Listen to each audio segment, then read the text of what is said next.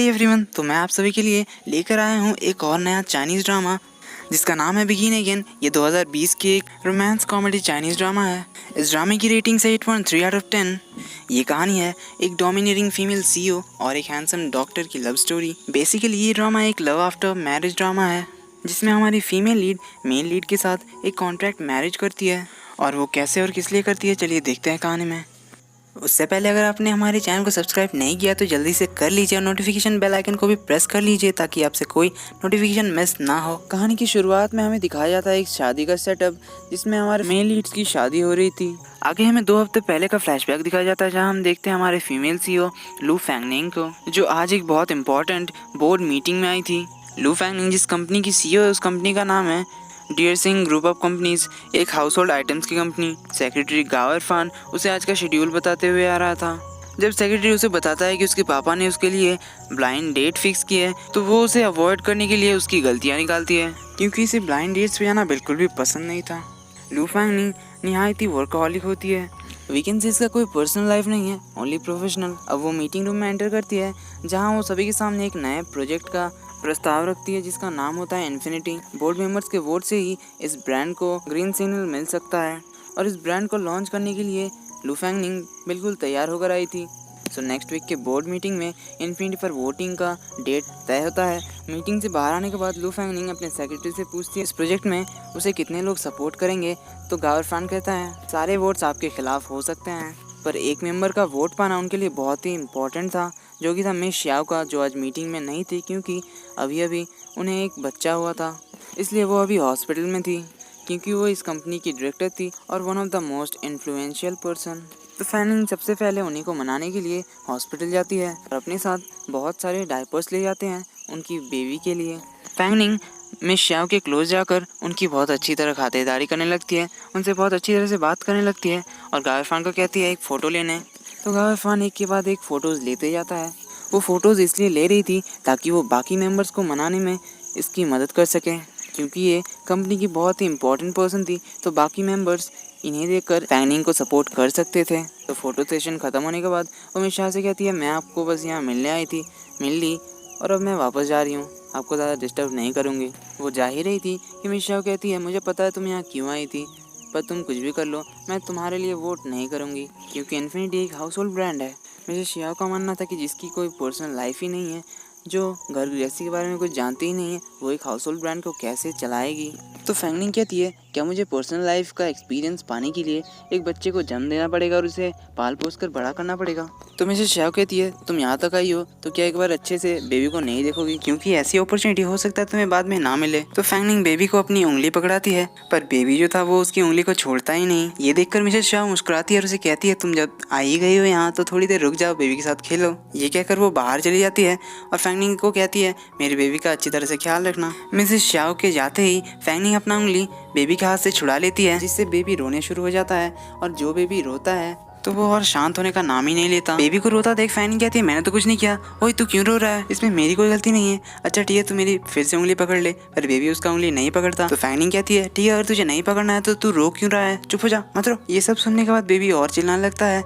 तो फैंगनिंग मिस श्याओ को बुलाने लगती है पर मिस श्याओ तो आसपास थे ही नहीं, तो वो बेबी को चुप कराने के लिए क्या करेगी क्या नहीं ये सोचकर इधर उधर भागने लगती है। तभी पीछे से एक आवाज़ आती है मुझे कोशिश करने दीजिए, और ये आवाज़ एक डॉक्टर की थी और ये डॉक्टर कोई नहीं बल्कि हमारे हीरो डॉक्टर लिंग रॉय की थी। वो बेबी को बड़े ही प्यार से अपने हाथों में उठाते हैं और बेबी को शांत करा देते हैं। डॉक्टर लिंग फैंगनिंग को बेबी को कैसे पकड़ना है ये सिखाता है, पर फैंगनिंग कहाँ डॉक्टर लिंग की बात सुन रही थी, वो तो उन्हें देखने में बिजी थी। लिंग रॉय फैंगनिंग से कहता है बेबीज़ को वैसे साउंड एटमॉस्फेयर पसंद होता है और कोई दूसरा उन्हें टच करे ये भी बेबीज़ को पसंद होता है, तो आप इसे टच करके देखिए, इससे बेबी सेफ महसूस करते हैं। पर फैंगनिंग तुरंत मना कर देती है जिससे लिंग रॉय बेबी से पूछता है क्या आप इतने डरावने हो जो ये आंटी आपको देखकर घबरा रही है। बेबी ये सुनकर हंसने लगता है और बेबी को हंसता देखकर फैंगनिंग भी खुश हो जाती है। इसके बाद लिंग रॉय बेबी को अपनी जगह पर सुला देता है। इसके बाद फैंगनिंग और लिंग रॉय दोनों बेबी के साथ खेल रहे होते हैं पर उन्हें पता नहीं होता कि वो दोनों इतने करीब आ गए थे। वो दोनों एक दूसरे को देखे ही जा रहे थे। तभी मिसेस श्याओ वहाँ जाती है और उन दोनों की फ़ोटो खींच लेती है। मिसेस श्याओ के आते ही लिंग रॉय वहाँ से चला जाता है। तभी मिसेस शाह को उनके ऑफिस के ग्रुप से उनकी और फैंगनिंग की अभी अभी जो गाँव इरफान ने एक तस्वीर खींची थी वो कोई मैसेज करके भेजता है। मिसेस शाह फैंगनिंग से कहती है तो क्या तुम सिर्फ इसीलिए यहाँ आई थी? तो फैंगनिंग मिसेस शाह के पास जाती है और ऐसा प्रिटेंड करती है कि जैसे उसे कुछ पता ही नहीं। वो उन्हें कहती है हमारी तस्वीर यहाँ किसने खींच ली, मुझे तो पता ही नहीं। फैंगनिंग अब रूम से बाहर जाने लगती है, पर जाने से पहले मिसेस शाह के लिए वो अपना क्रेडिट कार्ड छोड़ जाती है। मिसेस शाह फैंगनिंग का क्रेडिट कार्ड लेकर उसके पीछे पीछे जाती है, पर फैनी एक जगह पर छुप जाती है जिस वजह से मिसेस शाह उन्हें ढूंढ नहीं पाती। वो गाँव इरफान को टेक्स्ट करते हुए जा रही थी, तभी वो अपने सामने देखती है शर्टलेस डॉक्टर लिंग को, जिसे देखने के बाद वो उसे देखते ही रह जाती है। जब लिंगरी उसे देखता है तब वो कॉल करने का नाटक करती है। वो गाँव इरफान का नाम लेकर कहती है मैं अभी हॉस्पिटल में हूँ और ये कौन सा रूम है, ये मुझे समझ में नहीं आ रहा। तो लिंगरी से पूछती है हेलो डॉक्टर साहब ये कौन सा रूम है, पर लिंगरी उसे कहाँ कोई जवाब देता, क्योंकि उसे तो यही समझ में नहीं आ रहा था कि एक डॉक्टर के पर्सनल रूम में कोई कैसे आ सकता है।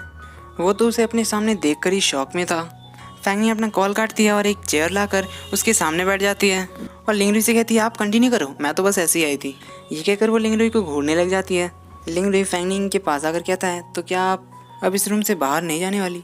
तो फैंगनी अपने बैग में बिजनेस कार्ड ढूंढने लगती है, पर उसके बैग में बिजनेस कार्ड नहीं था। तो वो लिंगरी से कहती है आई एम सॉरी, मैं शायद भूल गई बिजनेस कार्ड लाना। लिंगरी पूछता है वो किस लिए? फैंगनी कहती है ताकि हम दोनों एक दूसरे को करीब से जान सके। तो लिंगरी और फैंगनी जिस चेयर पे बैठी थी उस चेयर को पकड़ता है और उसे पीछे ले जाता है और फैंगनी से कहता है कि आपको पता है ये मेरा ऑफिस है। पर फैंगनी कहाँ उसकी बातों को सुन रही थी, वो तो कभी लिंगरी के फेस को निहारती तो कभी उसके बॉडी को।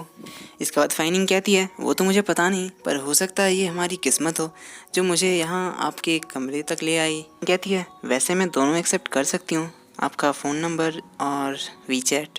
लिंगरी उसे कुछ कहने ही वाला होता है, तभी वो किसी को अपने रूम के अंदर आते हुए सुनता है। ये देखकर फैंगनी बाहर जाने वाली होती है, तभी लिंगरी उसका हाथ पकड़ लेता है और उसे अपने चेंजिंग रूम के अंदर ले जाता है और कर्टेन्स बंद कर देता है। बाहर उसका दोस्त पैंगबो, जो कि उसके साथ एक डॉक्टर था, आया हुआ होता है लिंगरी का एक इम्पॉर्टेंट डॉक्यूमेंट पे साइन लेने। लिंगरी कहता है वो बाद में साइन कर देगा, वहाँ रख के वो चला जाए, पर पैंगबो कहता है ज़्यादा टाइम नहीं लगेगा, बस 2 मिनट लगेगा। ये कहकर पैंगबो कर्टेन्स को हटाने जाता है, तो अंदर से लिंगरी कहता है मैं अभी पैंट उतार रहा हूँ तो मैं बाद में साइन कर दूँगा। तो पैंगबो अब जाने का बहाना करता है। इधर रूम के अंदर लिंगरी चैन की सांस ले ही रहा था कि तभी पैंगबो आके कर्टेन हटा देता है। पैंगबो लिंगरी को एक लड़की के साथ देखकर शॉक्ड हो जाता है। फिर वो लिंगरी से कहता है अच्छा तो ठीक है, तुम साइन बाद में कर देना, मैं अभी जा रहा हूँ, तुम दोनों कंटिन्यू करो। ये कहकर वो कर्टेन्स बंद कर देता है और चुपचाप से रूम से बाहर निकल जाता है।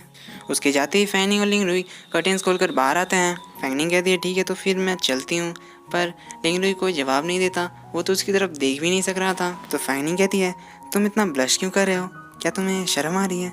फैंगनी कहती है मैं कहना चाहती थी कि तुम्हारे स्टमक मसल्स बहुत हार्ड है। लिंगरी शर्माते हुए कहता है थैंक यू। फैंगनी कहती है थैंक यू तो मुझे कहना चाहिए। ये कहकर वो जाने लगती है, तो लिंगरी उससे कहता है ये ऑफिस है और यहाँ ऐसे ही बिना मतलब का मत आइएगा। तो फैंगनी कहती है मैं ऐसे ही नहीं आई थी, कुछ इमरजेंसी था इसीलिए मैं आई थी। तो लिंगरी पूछता है क्या इमरजेंसी थी? फैंगनी कहती है वो कुछ नहीं, इमरजेंसी अब तक थी पर अब नहीं है। एनीवे अब तक जो हुआ उससे आप मेरा लॉस ऑफ कंट्रोल समझ सकते हैं, किसी सुंदर चीज़ को पाने की कोशिश। फैंगनी कहती है वैसे ये आपकी तारीफ़ थी। फैंगनी कहती है वैसे मैं आपसे माफ़ी मांगती हूँ जो कुछ भी हुआ। अब माफ़ी मांग लेने के बाद वो वापस जा ही रही थी कि तभी पीछे से लिंगरी बुलाता है और उसे कहता है मैं तुम्हारी माफ़ी एक्सेप्ट करता हूँ, पर ऐसा दोबारा मत करना क्योंकि तुम्हारे साथ कुछ भी हो सकता था, इसलिए तुम्हें खुद को प्रोटेक्ट करना आना चाहिए। तो फैंगनी लिंगरी को थैंक यू कहती है और उसे कहती है सेम टू यू, वैसे आप लड़कों को भी खुद को प्रोटेक्ट करना आना चाहिए। तो फैंगनी रूम से बाहर जाते हुए लिंगरी से कहती है वैसे डॉक्टर लिंग आप सच में बहुत ही गुड लुकिंग हैं और आप अपने शर्ट के बटन्स को ज़रा ठीक से लगा लीजिएगा। ये सुनने के बाद लिंगरी थोड़ा एम्बेरस फील करता है और पीछे मुड़ के शर्ट के बटन्स ठीक करने लगता है। नेक्स्ट सीन में हम देखते हैं फैंगनी को अपने घर में, जहाँ उसके पापा मिस्टर लू से ऑफिस के काम के बारे में पूछ रहे थे।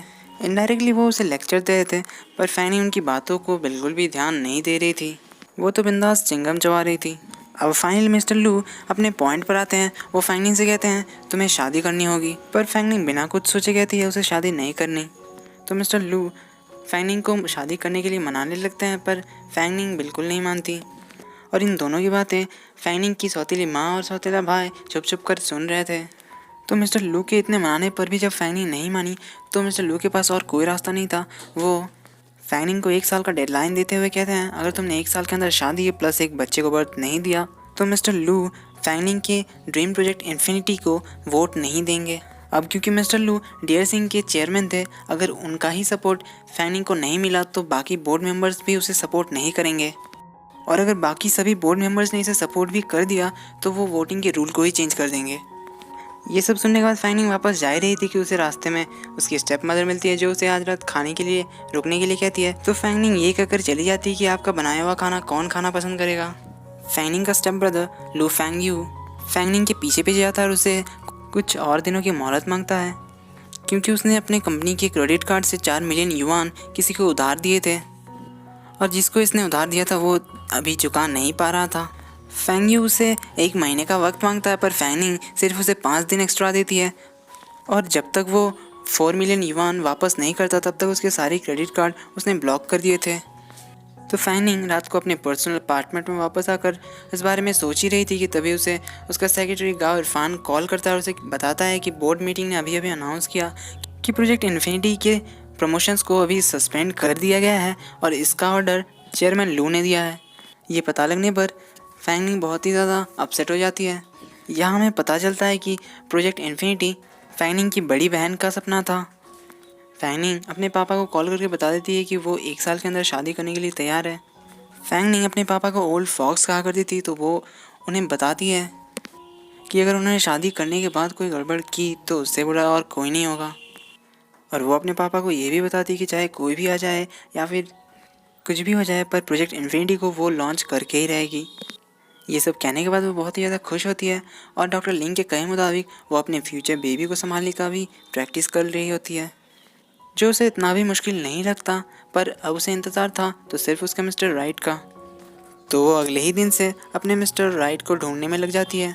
इस काम के लिए वो अपने सेक्रेटरी गाओ इरफान को लगा देती है। इस काम के लिए वो अपना टाइम वेस्ट नहीं करती बल्कि वो अपना ताइक्वांडो क्लासेस चालू रखती है। गाओ इरफान उसे जो भी लड़के को दिखा था फैंगनिंग उनमें कोई ना कोई कमियां निकाल कर उन्हें रिजेक्ट कर देती थी।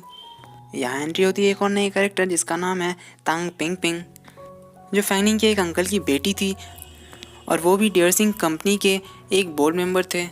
पिंग पिंग एक ऑनलाइन सेलिब्रिटी है जिसने अपने फैंस को प्रॉमिस किया था कि आज वो अपने स्पोर्ट्स टैलेंट को दिखाएगी, इसलिए वो ताइक्वांडो क्लासेस आती है जहाँ मास्टर उसे बताते हैं कि जिसके साथ उसका मैच होने वाला था वो आज नहीं आई है, इसलिए मास्टर उसे फैंगनिंग के साथ मैच करने के लिए कहते हैं। फैंगनिंग इस क्लास की सबसे बेस्ट स्टूडेंट थी तो उन दोनों का मैच शुरू होता है जिसमें फैंगनिंग के पहले ही बार से वो ज़मीन पे गिर जाती है।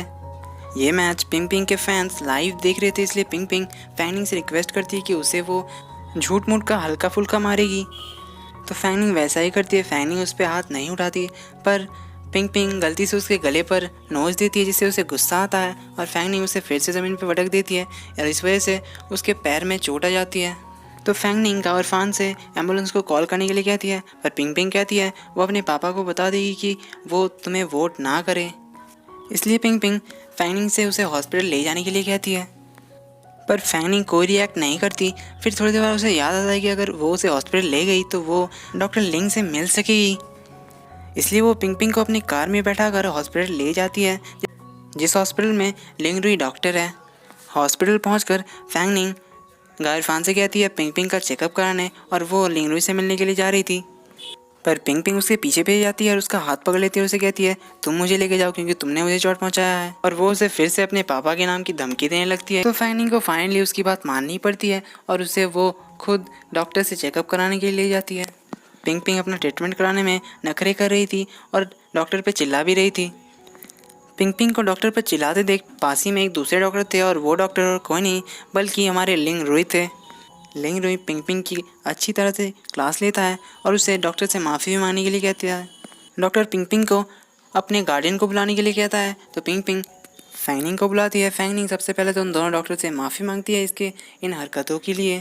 फैंगनिंग अभी तक लिंग रुई को पहचान नहीं सकी थी, पर जब लिंग रुई अपना मास्क उतारता है तो फैंगनिंग उसे देखती रह जाती है, पर लिंग रुई वहाँ से चला जाता है। उसे वहाँ से जाता देख फैंगनिंग उसके पीछे पीछे जाने की कोशिश करती है पर पिंग पिंग उसका हाथ पकड़ के उसे रोक लेती है। अब पिंग पिंग के चंगुल से निकलने के बाद फैंगनिंग लिंग रुई को ढूंढने निकल जाती है। वो उसे सारे हॉस्पिटल में ढूंढती है पर उसे वो कहीं नहीं दिखता। तभी उसके नेक के पीछे उसे दर्द होने लगता है जहाँ पिंग पिंग ने उसे खरोचा था, तो पीछे से लिंगरोय आके उसे कहता है मुझे लगता है तुम्हें चोट लगी है।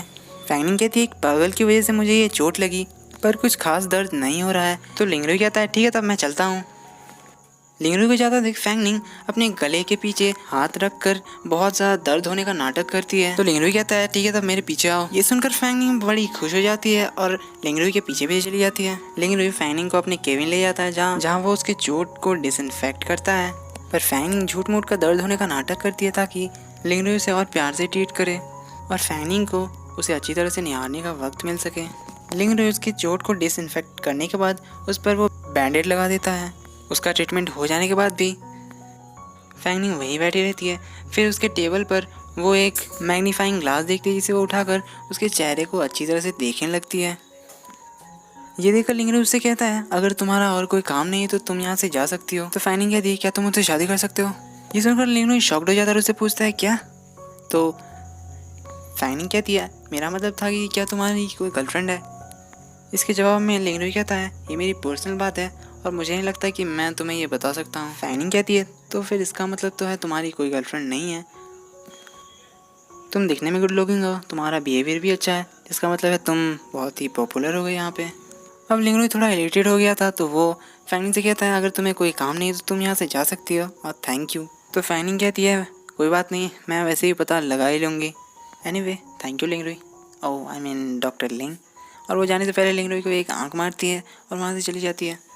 ये देखकर लिंगरोय की तो हालत ही ख़राब हो जाती है और वो ब्लश करने लगता है। फैंगनिंग लिंगरोय की केबिन से बाहर निकलने के बाद गाय इरफान को कॉल करती है और लिंगरोय का बैकग्राउंड पता करने के लिए कहती है। एंड एपिसोड 1 यहीं पे ख़त्म हो जाता है।